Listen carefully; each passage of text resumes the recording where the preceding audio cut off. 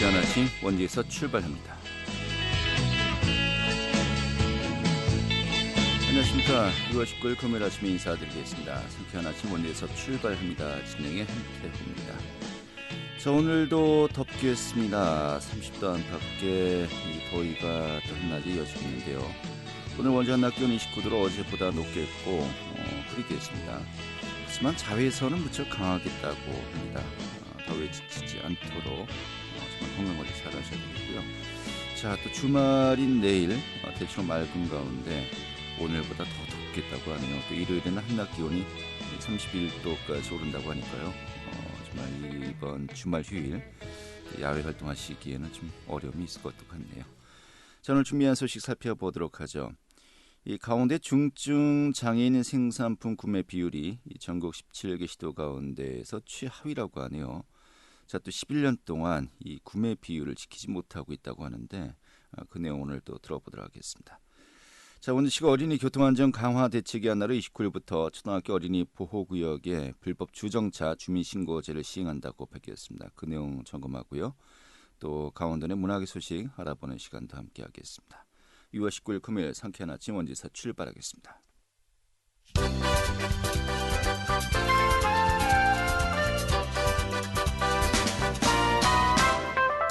오늘의 주요 뉴스입니다.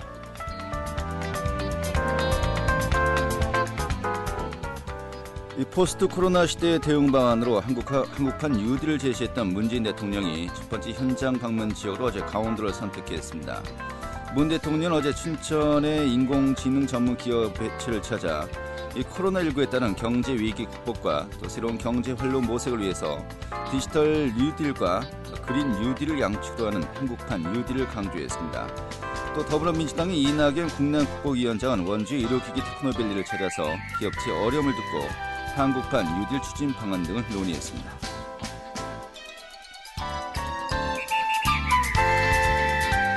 강원도민들의 대기질과 수질 만족도가 전국에서 가장 높은 것으로 나타났습니다. 통계청이 발표한 2019년도 한국의 사회 지표에 따르면 도내 대기질 만족도는 55.1%로 집계되었습니다. 이는 전국 17개 시도 가운데 가장 높은 것이었고 전국 평균치의 2배가량이었습니다.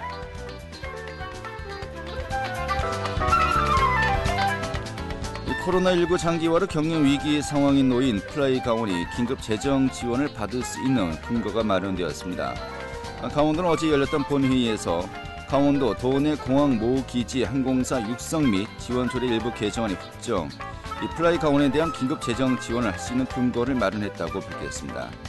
이에 따라서 플라이 강원에 대한 강원도의 긴급 재정 지원이 가능해져 이 코로나19 사태 극복을 위한 긴급 유동성 확보 발판을 마련했습니다. 오늘의 주요 뉴스였습니다.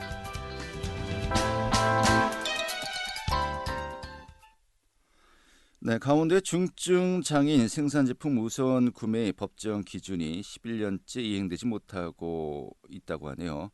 의무 구매 비율이 전국 광역단체 중에서 최하위였다고 하는데요. 이 내용을 또 들어보도록 하겠습니다.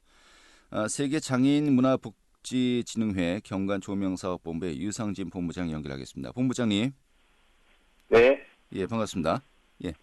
네, 반갑습니다. 네, 안녕하세요. 먼저 그 강원도의 이 중증 장애인 생산 제품 우선 구매제 약간 깁니다. 우선 구매제라고 일단 하죠. 네. 이게 그 강원도 굉장히 그 저조하다라고 이제 저희가 들었습니다만 우선 구매제가 이게 어떤 제도입니까? 요거는 그 일반 노동시장에서 참여하기 어려운 중증장애인들을 전체 근로자 대비 70% 이상 고용하는 중증장애인 생산품 생산시설에서 만드는 제품 등을 네. 공공기관에서 연간 총 구매액의 100분의 1 이상 1%를 의무적으로 구매하도록 해서 중증장애인의 고용을 확대하고 근로장애인의 안정적인 소득을 보장하도록 하기 위한 제도를 말합니다. 네. 자, 중증 장애인이라고 하면요. 어느 정도 장애가 있는 분들입니까, 보통? 아무래도 지금 이제 장애법에 따라서 지금 이제 며칠 전에 바뀌었잖아요. 네. 중증 경증으로 이렇게 분류가 돼갖고, 예. 보통 이제 중증장애인 분들이라 하시면, 상당히 이제 지체 쪽으로 가시면은 상당히 거동이 좀 불편하시고, 네. 어떤 이제 활동 보조인 분들이 앞에서 이제 도와주셔야지만 아, 이렇게 좀 일을 할 수 있는 분들이 계시고, 예. 그다음 이제 뭐 그 어떤 정신 장애나 아니면 지적 장애가 좀 있으신 분들을 말하고 있습니다. 알겠습니다. 이 장애 정도가 상당히 심각하다. 이런 분들을 음, 이제 중증 장애라고 이제 이야기하는 걸로 제가 이제 이해하겠습니다만은 이분들이 70% 이상 고용된 사업장을 이제 중증 장애인 사업장이라고 하고요. 네네. 그리고 또 이제 각 지자체라든지 이 공공기관에서는 이분들이 만든 제품을 1% 이상 구매하도록 이 규정이 되어 있다라는 것이고요. 자, 네네. 이 베이스에서 이제 질문을 드리겠습니다. 예. 그러면 아무래도 그 거동이 이렇게 좀 원활하지 못하기 때문에 만드는 제품도 좀 한계가 있을 것 같은데 주로 어떤 제품들이 생산되는 겁니까? 그 생산 제품들은 예, 상당히 다양하게 있고요. 예, 그 실제로는 모든 물품을 음. 생산할 수 있다라고 보시면은 아, 됩니다. 예. 예, 그래요. 모든 제품을 생산할 수 있다고요. 근데 네네네. 사실 또 일반적으로 아무래도 그 제품을 만들 때 굉장히 좀 이제 네네. 공을 들여야 될 텐데 네네. 좀 약간 퀄리티가 떨어지지 않을까라는 또 이제 색안경 끼고 보기도 하거든요. 어떻습니까? 물론 이제 그런 경우가 분명히 없지 않아 있을 수는 있는데요. 예, 그 소모품 관련된 부분들의 고루한 약간의 문제점들이 네, 옛날에는 종종 있었는데 예, 지금은 그래도 이런 이제 생산시설들 관리나 이런 부분들을 사업장에서 열심히 하고 그다음에 이제 생산품의 이제 퀄리티도 높이고자 하는 그런 어떤 노력들도 많이 하시기 때문에 네, 예전처럼 그렇게 뭐 퀄리티가 많이 떨어진다. 음, 뭐 일부 한두 가지 정도는 있을 수 있습니다. 네, 그렇지만 이제 물품들이 그래도 지금 관리가 잘 돼갖고 생산품들의 그 품질들이 많이 향상이 돼 있고요. 네, 특히 이제 저희 사업장 같이 어떤 이제 광급 자재를 하고 있는 생산 시설은 그 광급 자재에 필요한 그 일반 기업에서 받는 뭐 KS 인증이나 뭐 안전 인증, 네. 고유 인증 같은 필요한 인증들을 모두 동등하게 이렇게 취득을 하고 있기 때문에 그 품질 면에서는 뭐 떨어진다고 절대 말씀 예, 절대 알겠습니다. 동등하다고 보시면 돼요. 품질도 네, 이제 뭐 네, 결코 떨어지지 않는다. 네. 알겠습니다. 그러면 주로 이제 관공서 등에 납품할 수 있는 그 구체적인 뭐 물품으로는요 대표적인 게 어떤 것들이 있습니까? 그 일단은 이제 생산하는 것들이 강원도나 뭐 전국적으로 보면 예, 그 아까도 말씀드렸다시피 이제 소비재인 뭐 종량제 봉투, 뭐 종이류, 뭐 명함, 네, 뭐 인쇄물 뭐 이런 것들이 있고요. 네, 저희 사업장 같이 이제 광급자재 쪽을 하는 생산 시설은 뭐 LED 조명 등이라든가 아니면은 뭐 이제 전기 시설에 들어가는 뭐 전기함 뭐 이런 것들 그래서 다양하게 있습니다. 네. 그러니까 그 공공기관에 의지만 있으면요, 네네. 1%의 그 구매 비율을 높이는 것은 뭐 크게 문제가 없겠네요. 아 그렇죠. 예, 그래서 이제 그 보건복지부에서 예, 매년 4월 달에 이제 구매 실적 평가표가 나오는데 만약에 이런 것들이 좀 그 구매하는 것들이 조금 어렵다 하면은 모든 지자체나 공공기관들이 다 이렇게 저조하게 실적이 나와야 되는데 네, 구매율이 높은 이제 뭐 지자체도 있고 아하, 예, 그 부분에 또 공공기관들도 그 1%를 떠나서 뭐 가장 많게는 뭐 5%까지도 구매하는 예, 그런 기관들이 있는 걸로 보면 아하, 분명히 이건 의지만 좀 있으면 얼마든지 그 구매 비율을 맞출 수 있다고 생각을 합니다. 알겠습니다. 자, 그런데 강원도 같은 경우 이 기준을 뭐 11년째 지키지 못하고 있다고 들었어요. 예, 예, 좀 약간 좀 불명예스러운 어, 기록이죠. 그 구체적인 비율이 어느 정도입니까? 1%가 이제 안 된다는 것이고요. 예, 그 지금 강원도는 예를 들어서 뭐 가장 이제 작년 기준으로 보면 네, 부산 같은 경우 1등을 했는데 한 1.3% 정도 나오고요. 예, 광역 예, 예, 단체 기준으로 얘기하는 예, 거죠. 예, 예, 광역단체 17개 광역단체 기준으로 예, 그리고 뭐 서울은 뭐 1.02%, 뭐 예, 경남은 뭐 1.01, 어허, 울산은 뭐 0.91, 뭐 이 정도로 높게 나오는 지자체는 이렇게 나오고 네, 전국 평균으로 보면 한 0.5 정도 돼요. 0.5요. 예, 근데 예. 이제 강원도가 0.29%로 예. 좀 평균에도 좀 한참 못 미치는 상황인 것이죠. 강원도가 평균 다 깎아먹고 있군요. 이제 보니까. 좀 그런 면이 없지 않아 있습니다. 예. 0.29%면 아예 뭐 이런 제도가 있나 싶을 정도로 아예 관심이 없는 것 같은데요. 저희가 봤을 때 좀 그런 부분이 좀 아쉽고, 예. 그래서 이런 어떤 지금 인터뷰도 이렇게 하고 있는 걸로 알겠습니다. 예. 아니 그러면은 이게 그 규정인 1%를 넘으십시오라고 돼 있는데 네. 이게 그럼 권고 사항인 건가요? 뭐 페널티가 전혀 없는 건가요? 지키지 못했을 때? 요거는 저희가 알기로는 그 항상 정부 종합 평가 어떤 기관 평가에 평가 항목으로도 나와 있는 사안이고요. 네.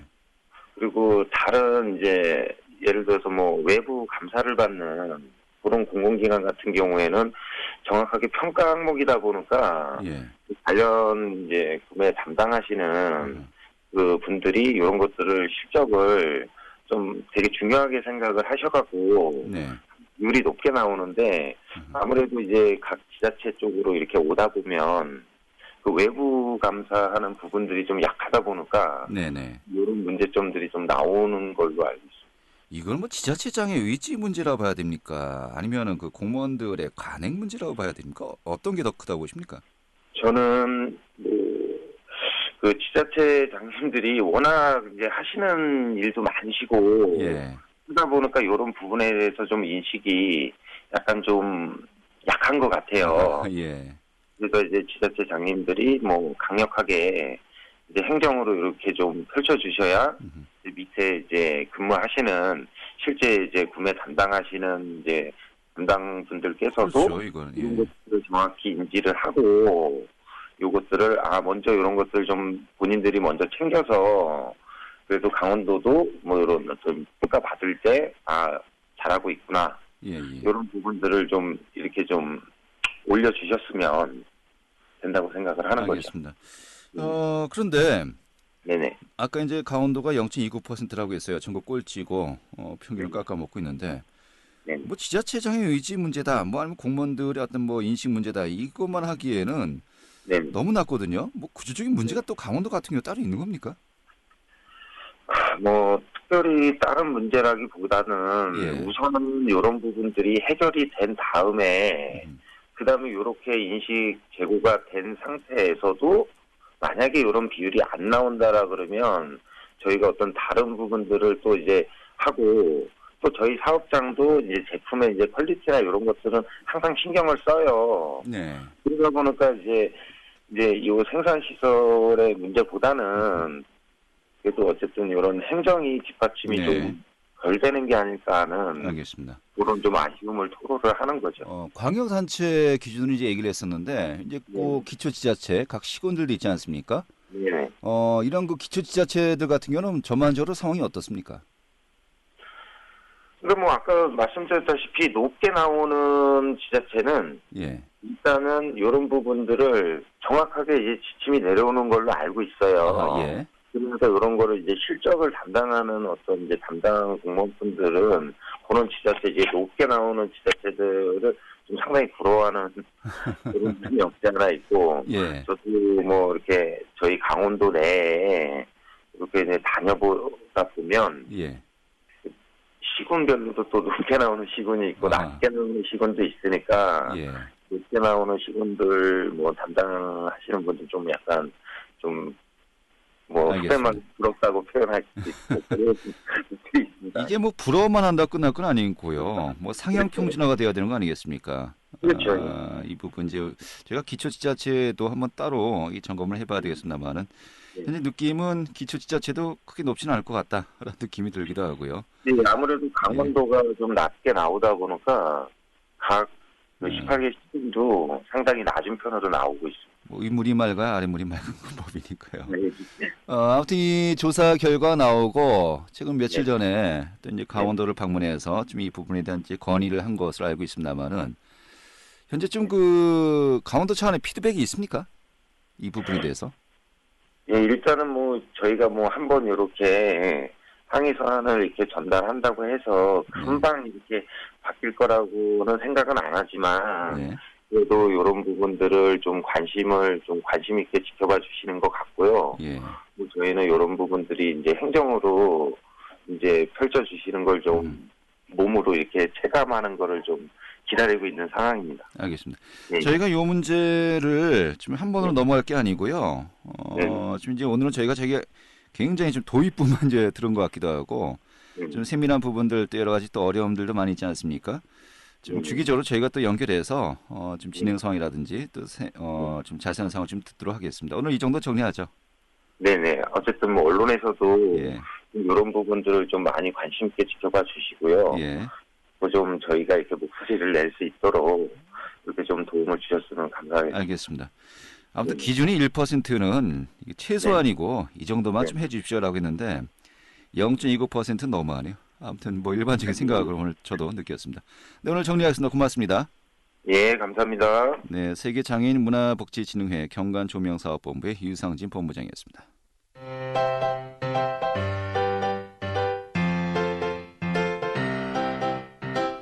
KBS 원주방송국이 유튜브 다시 듣기 서비스를 실시합니다.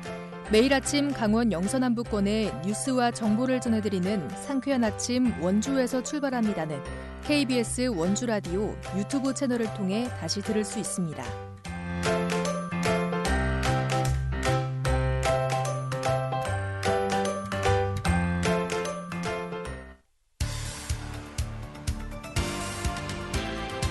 알찬 정보, 생생한 현장의 소식을 전해드립니다. 리포터 현장. 네, 원주시가 어린이 교통안전 강화 대책으로요. 이 불법 주정차 주민신고제 어린이 보호구역도 주차하기로 했습니다. 이 어린이 보호구역에 불법 주차된 차량들은 주민신고제를 통해서 과태료가 부과되는데 오는 8월 3일부터 실제 단속이 실시될 예정이고요. 현재는 계도 기간이라고 합니다. 오늘 또 자세한 내용 살펴보도록 하겠습니다. 김민지 리포터 자리했습니다. 어서 오시죠. 네, 안녕하세요. 네. 자, 오늘 29일부터군요. 이번 달 말부터 이 원주시 불법 주정차 주민신고제 어린이 보호구역도 이제 포함할 예정이라고요. 네, 원주시는 지난해부터 불법 주정차 주민신고제를 도입해 시행하고 있는데요. 어린이 교통안전 강화 대책으로 오는 29일부터 초등학교 어린이 보호구역도 불법 주정차 주민신고제에 포함된다고 합니다. 초등학교 정문 앞 도로에 불법 주정차된 차량은 주민신고제를 통해 8만 원의 과태료가 부과되는데요. 실제 단속은 오는 8월 3일부터 실시될 예정입니다. 불법 주정차된 차량의 사진을 찍어 스마트폰 어플리케이션에 올리면 신고가 접수되고요. 어플리케이션은 생활불편 신고 앱과 안전신문고 앱이 있습니다. 한 통계에 따르면 교통 문제가 발생하는 원인으로 불법 주정차를 꼽은 사람이 86%가량이었는데요. 자세한 이야기 원주시청 교통행정과 양민석 주무관에게 듣겠습니다. 어린이 보호구역 불법 주정차 주민 신고제 도입 취지는 지난해 어린이 보호구역에서 발생한 민식이 사건에 따라서 당정 협의에서 어린이 교통안전 강화 대책의 일환으로 도입이 되었고요. 이번 주민 신고제 시행일은 이제 오는 29일 월요일부터 시행이 되고 8월 2일까지 약 한 달간 계도 기간을 가진 이후에 8월 3일부터 과태료가 부과될 예정입니다. 그리고 과태료는 승용차 기준으로 일반 불법 주정차 구역의 2배인 8만 원이 되겠고요. 신고 시간은 주말과 공휴일을 제외한 아침 8시부터 저녁 8시까지. 그리고 이제 신고 방법으로는 행정안전부 안전신문고 어플로 신고하시면 되는데요. 1분 간격으로 배경이 동일한 위치에서 촬영한 사진 2장과 위반 지역 차량 번호, 시간이 표시되어야 하고 반드시 어린이 보호구역임이 확인이 되어야 합니다. 그 어린이 불법 주정차로 인해서 교통사고가 이제 많이 발생되니까 이번 주민신고제를 꼭 지켜주셔서 어린이 안전사고를 좀 방지하는 데 도움이 되었으면 합니다. 네, 이 불법 주정차된 차량들 사진만 찍어서 올리면 신고가 접수되는 겁니까? 네, 주민신고제는 평일과 주말을 포함해 공휴일에도 운영이 되고요. 24시간 신고가 접수됩니다. 주정차 금지구역에 1분 이상 세워진 차량에 대해 신고 접수가 가능한데요. 불법 주정차된 차량을 목격한 주민은 차량의 사진을 1분 간격으로 2장을 찍어야 합니다. 불법 주정차된 차량은 사진을 찍은 후 3일 이내 신고해야 접수되고요. 3일이 지나면 신고 접수가 불가능합니다.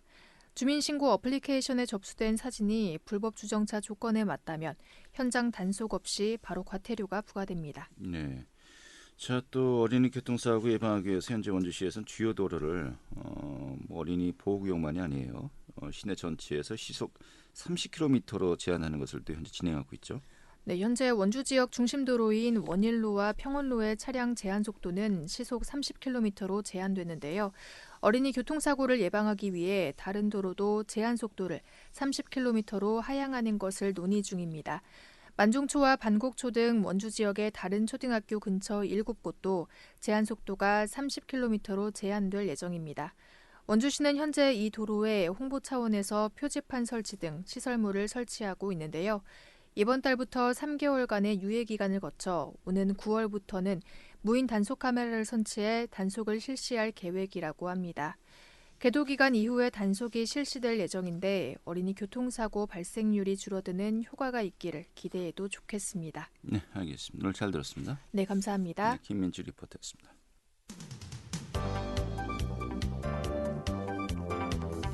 생생한 현장, 유익한 생활 정보를 전해드리겠습니다. KBS 원주 라디오 상쾌한 아침 원주에서 출발합니다를 함께하고 있습니다. 네, 지역의 문화계 소식 살펴보도록 하죠. 강원일보 문화부 이현정 기자 연결하겠습니다. 여보세요. 안녕하세요. 네, 반갑습니다. 자, 먼저 옛 묵은기지죠. 캠프롱에서 문화도시를 외친다는 소식이 있는데 이게 오늘 개장하는군요. 네, 69년 동안 굳게 닫혀 있었던 캠프롱의 철문이 오늘 활짝 열립니다. 캠프롱 개방 행사인 캠프 2020이 오늘 개막해서 25일까지 7일간 이어지는데요. 동시대 예술과 변이하는 계획들이라는 주제로 마련되는 이번 행사는 캠프롱이 시민의 품으로 돌아온 것을 축하하는 캠프 2020과 유네스코 문화 창의도시 및 제1차 법정 문화도시 지정을 기념하는 문화도시 원주가 함께 진행됩니다. 오늘 오후 2시에는 문화도시포럼 문화커먼즈 관점에서 바라본 문화도시와 장소 전략이 열리는데요. 원주와 충북, 청주, 경기, 부천 등 전국 1차 법정 문화도시 관계자들이 한 자리에 모여서 도시별 현장 이슈를 공유하고 또 해결책을 모색하는 자리입니다. 사회적 거리두기를 위한 현장 참석자 제한으로 유튜브를 통해서 생중계되니까 모든 분들이 함께 보실 수 있을 것 같고요. 원주에서는 원주여고 진달래관이 거점 공간으로 되어가는 과정 등을 발표할 예정이라고 하네요. 네, 이 외에도 여러 가지 다양한 행사, 콘서트도 마련된 것 같아요. 어떤 것들이 있습니까? 네, 오늘 오후 6시 30분부터 시작되는 개막식은 문화도시 원주 선언과 축하 공연 등으로 시민 모두가 즐길 수 있고요. 부대 개방은 내일은 오전 10시부터 9시 30분, 그 이후부터는 21일, 25일까지는 오전 10시부터 오후 6시까지 개방됩니다. 이 4일 동안 시민들이 자유롭게 각종 전시와 프로그램에 참여할 수 있는데요. 정의사 총감독과 또 뮤지션으로 알려진 나얼, 또 유명 작가 17명이 참여한 커미션 프로젝트를 비롯해서 각종 전시들이 곳곳에서 운영됩니다. 특히 내일인 20일에는 시민과 예술인들이 함께하는 시민 캠프와 캠프롱 토크 콘서트가 예정됐고요. 원주 시민 공연과 밥, 춤, 짓, 소리 공연이 오후 5시부터 펼쳐집니다. 도슨트 전시 투어도 있다고 하니까 많은 분들이 즐길 수 있으면 좋겠네요. 네, 캠프롱 내부 어떤지 정말 궁금해하시는 분들 많이 계신 것 같은데 또 오늘 내일까지는 이 오후 늦게까지 또 된다고 하니까 좀 선선할 때 많은 분들 방문해 보시면 좋을 것 같습니다. 네. 자, 그리고 평창에서는 어제 평창국제평화영화제 이제 개막을 했습니다만은 이 코로나19 사태 이후 이제 오프라인에서 열리는 최초 또 영화제 아니겠습니까? 개막식은 어땠나요? 예, 남북 관계가 경색된 상황에서 이 평창국제평화영화제는 슬로건인 다시 평화를 염원하면서 어제 오후 평창 올림픽 메달 플라자에서 개막했습니다. 이 배우 박성웅의 사회로 진행됐고 정재일 음악 감독과 박수나 가야금 연주자의 축하 공연 강을 건너는 사람들로 시작되는데요. 이어서 코로나19로 영화제에 오지 못하는 해외 감독들이 코로나19를 함께 이겨내자는 격려의 영상 메시지를 공개하면서 박수를 받기도 했습니다. 개막작으로는 토르 클라인 감독의 어느 수학자의 모험이 상영됐습니다. 2차 세계대전 중 원자폭탄 개발에 결정적인 역할을 한 폴란드 출신 유대인 천재 수학자의 고뇌를 바탕으로 한 영화로 이 전쟁의 아이러니와 비극에 대해 전했습니다. 개막식에서 문성근 영화제 이사장은 지금 남북 관계가 단절 국면에 들어가서 영화제의 빛이 바라는 것이 아닌지 걱정의 시선이 많지만 화해와 상생으로 나아가려는 강원도 영화제를 응원해달라고 당부했고요. 알겠습니다. 예. 자, 평창 국제평화영화제 또 일정 짜서 정말 많은 분들 방문하셨으면 좋겠네요. 오늘 이 정도로 정리하죠. 잘 들었습니다. 감사합니다. 네, 강원일보 문화부 이현정 기자였고요. 자, 오늘 6월 19일 금요일에 함께했던 상쾌한 아침 원주에서 출발합니다. 오늘 이어서 정리하도록 하겠습니다. 고맙습니다.